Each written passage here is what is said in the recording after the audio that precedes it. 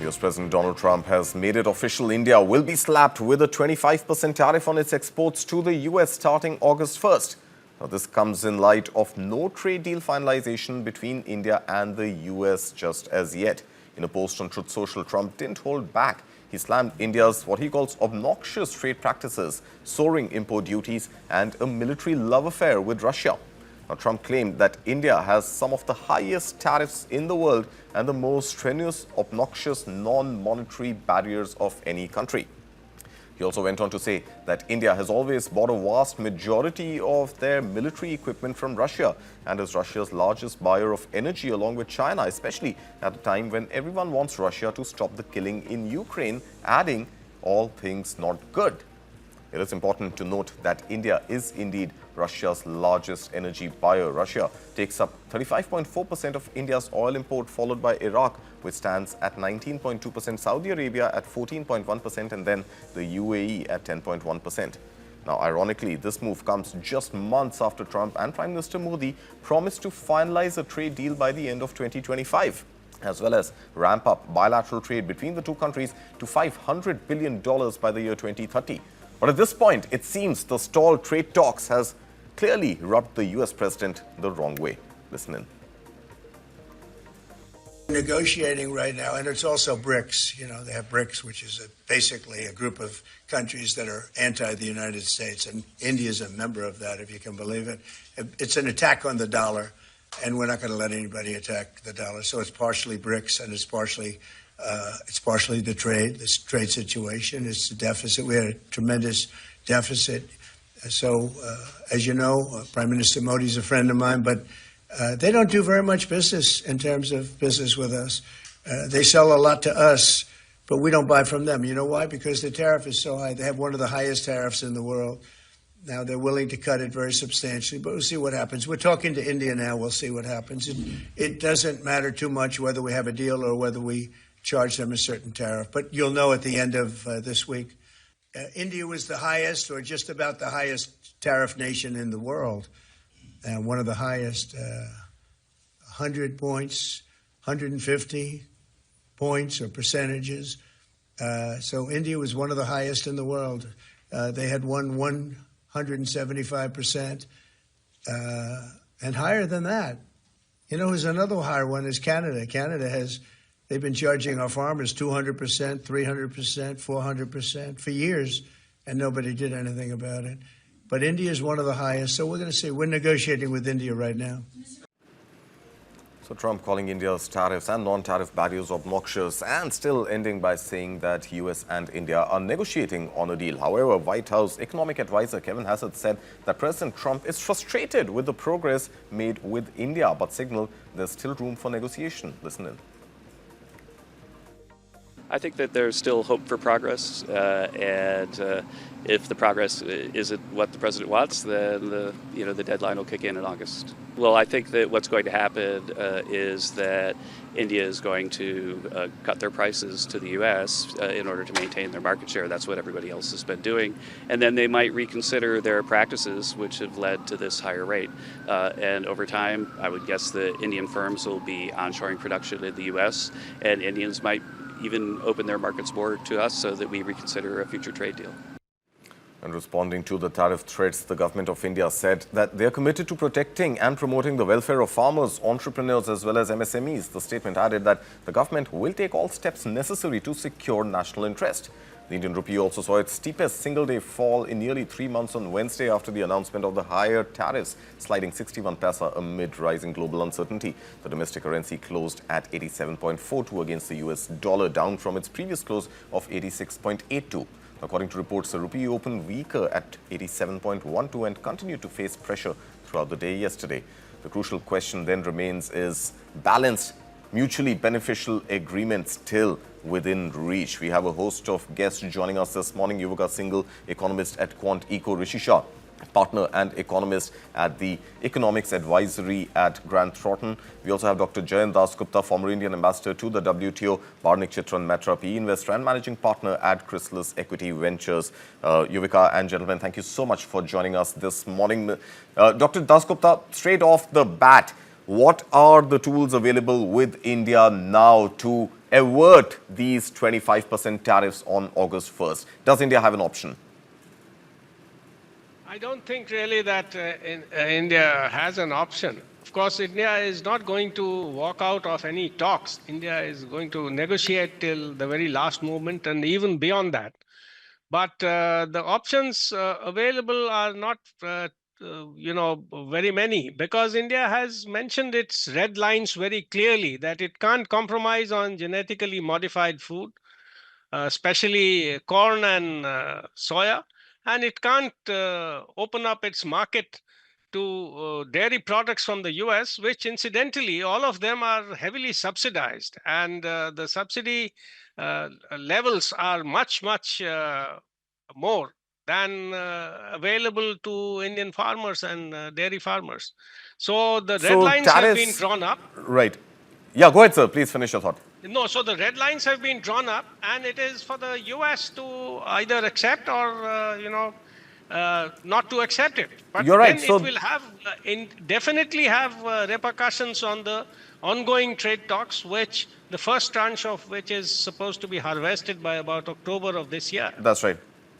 So obviously, the US administration does not seem to be in any mood of offering any concession to India when it comes to the farmer and dairy sector, and that seems to be the reason why this 25% tariff has been slapped. But Barnik, that's not the only reason, because Donald Trump's statement also very clearly states two other factors. One is the entire BRICS bloc, which Donald Trump seems to have a problem with, arguably on the threat of de-dollarization, and the other is India's energy and defense imports from Russia. Now, the question to you is that it's not just India that's part of BRICS, it's even China. It's not just India that imports energy from Russia, it's also China. Why no new tariff announcement on China? Rather, on the contrary, talks of a fair deal with China. Yeah, so I think we should look at the developments of the last 24 hours as a negotiating tactic to force a framework deal before the self-imposed August 1 deadline by the American authorities. Right. I think if you look at what deals have been announced, the Americans are looking for four broad areas of support from countries like India, right? They're looking for a low tariff access for their goods. They're looking for complete reduction or elimination of non-tariff barriers. But even more important, they're looking for countries to buy energy and defense from the US and also commit to invest hundreds of billions of dollars into the country. So there's a four-part formula, it seems, the Trump administration has, as you look at the deals either with the European Union or with Japan or South Korea.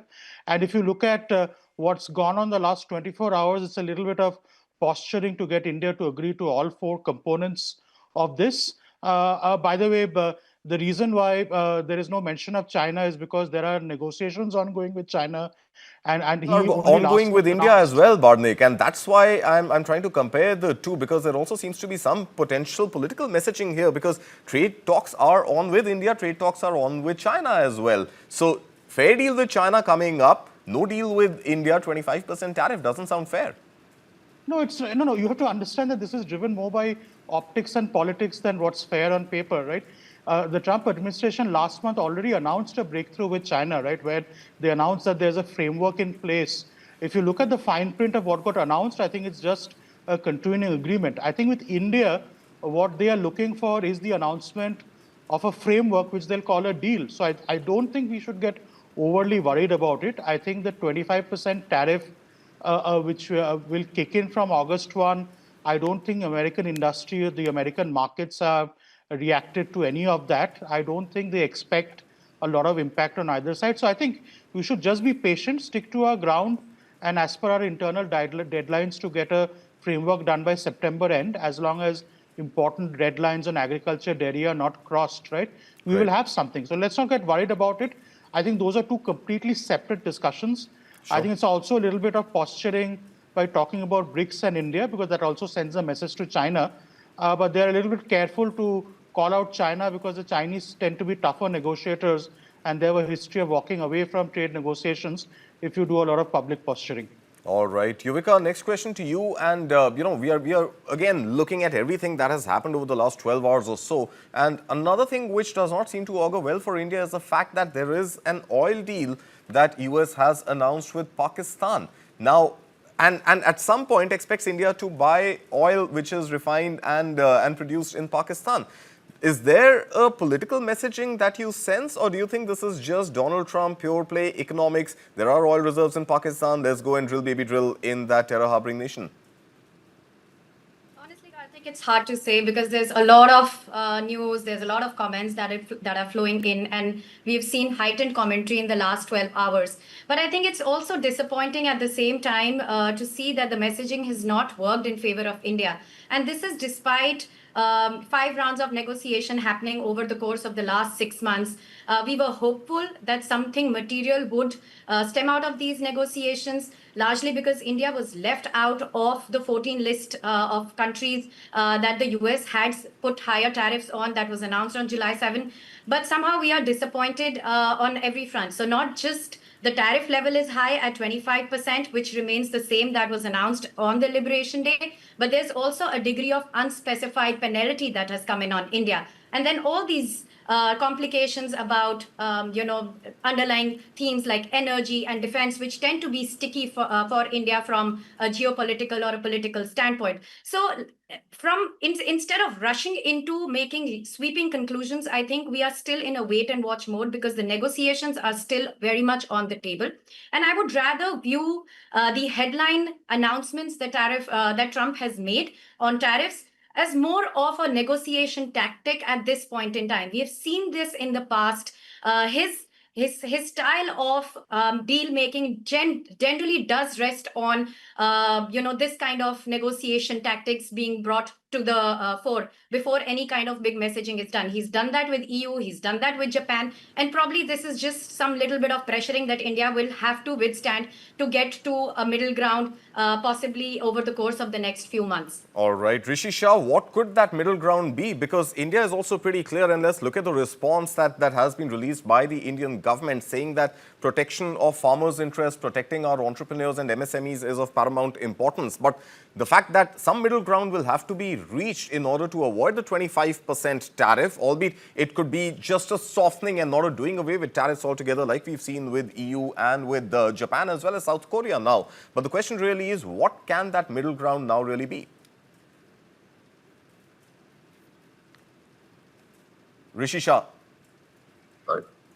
Yeah, if you could I was unmute just yourself. saying Yeah, that, I believe that that's still a very big question, and it's a difficult time to be answering that. There are some very crucial points that are getting stuck, and beyond that, there is the geopolitical angle of it, that, what kind of trade does India have with China, with Russia, China, and other parties as well. At this point, I wouldn't really like to hazard a guess, but like I said earlier as well, that there are changing geopolitical situations, and I think the trade deal will reflect what kind of position we'll be in a few months. I don't really see this as the end of things, and moving forward, a lot will change. Trade deals generally take a few years to materialize, generally in the vicinity of 3 to 4 years. So I don't really see any changes happening in a hurry. Okay, no changes happening in a hurry, but Dr. Dasgupta, what is the long-term view? Because if India does not relent on agriculture and dairy sector, then pretty much we are saying that interim deal, the 6th round of negotiations on the 25th of August are also likely to fall flat. No, 25th of August is independent of what happens on the 1st of August. That's right, sir. But then it will definitely, there will be an overhang of what happens on the 1st of August. So President Trump has to be conscious of that. And I think I would like to emphasize one point which came out in the statement that the Commerce Ministry issued yesterday. It said that India is looking forward to a balanced deal. And I think this is something which has been lost sight of by the Trump administration, because it is only take on the side of the administration that they just want to have more and more access and threaten India with higher and higher tariffs. Right. Now, the issue is India also wants reciprocity. It has to be a two-way deal.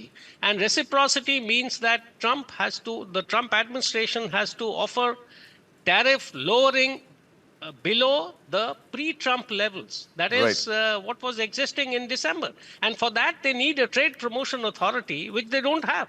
Right. So even if they give an assurance in the agreement in writing that they will do it in 6 months, they will get the Trade Promotion Authority and reduce the tariffs, or else everything goes back to, there is a snapback provision that everything goes back to the original levels. Right. So that is something I think is also a sticking point, and it will be scrutinized by everybody in India, whether India is getting any reciprocity. Right. Well, many would argue in the US, especially on the Republican side, that what Trump is doing is reciprocity and doing a tit for tat on what he calls higher than anybody else in the world tariffs that India imposes. But Yuvika, final question to you. What really seems to be the economic fallout? Let's assume for one moment that the deal or the talks, even on the 25th of August, don't work out. And if India has to deal with this blow of 25% tariff, what is the kind of economic fallout that we are looking at? In about 30 seconds, please. I think clearly there will be a fallout for businesses and traders, largely because you will have to probably look at tariff-driven higher costs. And remember, any kind of trade globally does depend on cost competitiveness at the end of the day, and the comparative advantage that costs, allow exporters or importers. So I think we'll be probably looking at higher costs, some of which will have to be internalized, some of it will have to be passed on, and this is bound to change the flow of trade geographically, products. We'll have to go back to the drawing board and see where we can innovate, find newer markets, and see how things go from here on. But definitely not a positive. Definitely traders and exporters will have a hard time trying to internalize all the costs which come in with the 25% plus some kind of a penalty that we are looking at in terms of the tariff level. All right. And finally, before I let you all go, Barnik, India's response, let's pull that up and just look at the language that India has used in its response. What would you call it? The fact that India is saying that it will continue to act in national interest, it will protect its farmers, its entrepreneurs, its MSMEs. Is this defiance or is this a measured response as per your reading? No, I think this is a fairly measured response and consistent with India's stand globally with all countries we are trying to do trade with. I think agriculture, dairy are definite areas in which protection will continue. In fact, all countries, including the US, does it for their own farmers. I think there is a drive to protect the smaller industries and traders, and more importantly, market access for labor-intensive industries from India to export is also important. So what I see from the Ministry of Commerce is this is consistent with the Indian stance, not only with American authorities, but with all countries we're trying to do trade with or trade deals with. I think the Americans know this also very clearly. I think the issue now is about optics and what can we get to a point where President Trump can declare victory without the Indians giving too much away. I think that's the strategy other countries are actually taking on. I think even the European Union, even though the administration claimed victory across several dimensions, the European Commission later clarified that a lot of the things were more intent than commitments. So I think it's all about getting to a point at which the Americans can claim an optical victory without giving away too much about our stance. And I think this will happen. I don't think this will continue for too long. I think there's at one level, since it takes 3-4 years to operationalize such deals, with the midterms next November, you will have a different house and then a new presidency in 3 years. I don't think India should be too worried about what will happen because some of these things will just change. But I think it's all about how do we get somewhere where the Americans believe that they've got either a framework, which they call a deal, so that they can stop calling India out unilaterally as they are doing. All right. Well, let's leave it at that. There is some optimism here, at least if we were to believe what Barnik is saying this morning. And honestly, not too much negativity even in the Indian stock markets. One was expecting deeper cuts today, but markets are down just about 0.75% or so in trade. But with that, I'll thank all my guests here.